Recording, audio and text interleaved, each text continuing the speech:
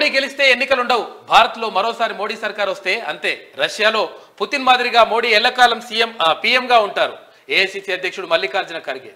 Right గా మోడీ మళ్ళా గెలిస్తే ఇక ఎన్నికలు ఉండవు, మళ్ళా మీరు ఓట్లేస్తానికి ఓట్లే ఉండేయట.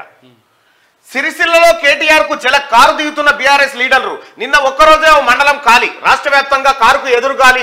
జెడ్పీటీసీ 8 మంది సర్పంచులు మాజీ ఎంపీటీసీలు రిజైన్. గతంలో కేటీఆర్ తనను పట్టించుకోలేదంటూ ఆవేదన. ఇంకా కేటీఆర్ అహంకారం తగ్గలేదని ఫైర్. నేడు పొన్నం సమక్షంలో కాంగ్రెస్ లో చేరనున్న నేతలు. ఇప్పటికే సిరిసిల్ల మున్సిపాలిటీలో అవిశ్వాసానికి రెడీ. తాజా రాజీనామాలతో కేటీఆర్ కు తలనొప్పులు. డ్రామారావు నాయకత్వంపై కమ్ముకుంటున్న నీలి నీడలంటూ కేటీ రామారావు అంటూ ఎప్పుడైతే ఎంటర్ అయిందో టీఆర్ఎస్ పార్టీలోకి, పార్టీ నాశనం అయిపోయింది. సొంత సిరిసిల్లలే ఇప్పుడు మళ్ళీ ఎన్నికలు వస్తే గెలిచే పరిస్థితి లేదు కేటీ రామారావు.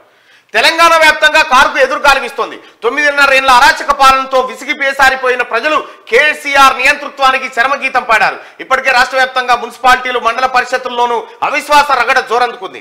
దీనికి తోడు బీఆర్ఎస్ ఎమ్మెల్యేలు వరుసగా సీఎం రేవంత్ రెడ్డితో భేటీ కావడం, మల్లారెడ్డి వంటి ఎమ్మెల్యేలు బహిరంగంగానే పార్టీ మారుతున్నామనే సంకేతాలను వినిపిస్తుండడం, ఎంపీ ఎన్నికల్లో సీట్ల కోసం పలు జిల్లాల్లో ముసలం పుట్టడం తదితర కారణాలన్నీ గులాబీ పార్టీ పెద్దలకు నిద్ర లేకుండా చేస్తుంది.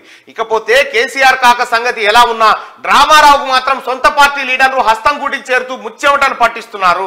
మీకు గులాంగిరి చేయడం కంటే వెళ్ళిపోవడమే బెటర్. ఇక కారు ఈ నమూనాలకు వచ్చిందట, మొత్తం ప్యాచిలు అయిపోయింది కారు.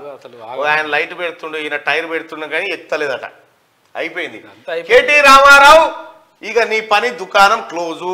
ఇంజన్ పని పెట్టింది. ఇంజన్ మళ్ళా ఈ ఎక్స్పైర్ అయిపోయింది, కారు ఎక్స్పైర్ డేట్ కూడా అయిపోయింది.